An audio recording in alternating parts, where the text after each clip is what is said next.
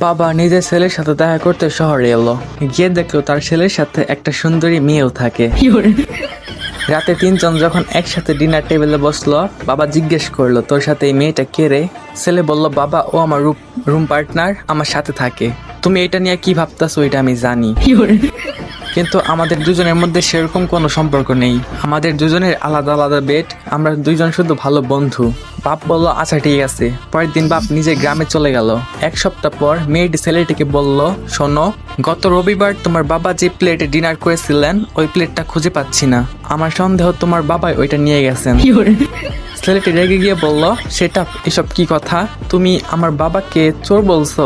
মেয়েটি বলল, তা না, কিন্তু তুমি একবার তোমার বাবাকে জিজ্ঞেস করে দেখো। জিজ্ঞেস করতে আপত্তি কিসের? ছেলেটি বলল, ওকে, আমি জিজ্ঞেস করব। পরদিন ছেলে বাপকে একটা ইমেল পাঠালো, তাতে লিখলো, আমি এটা বলছি না যে তুমি আমাদের বাসার প্লেট চুরি করে নিয়ে গেছো, অথবা এটাও বলছি না যে তুমি প্লেটটা নিয়ে যাওনি। মানে যদি ভুলবশত প্লেটটা নিয়ে গিয়ে থাকো তাহলে প্লেটটা ফিরিয়ে দিয়ে যেও। ওইটা ওই মেয়েটির খুব পছন্দের প্লেট, ইটি তোমার ছেলে। 1 ঘন্টা পরই বাবার জবাব এলো, আমি এটা বলছি না যে তোর রুম পার্টনার রাতে তোর সাথে ঘুমায়, আবার এটাও বলছি না যে ওই মেয়েটি রাতে তোর সাথে ঘুমায় না।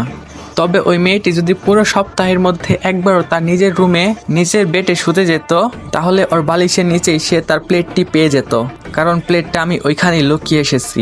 ইতি তোর বাপ।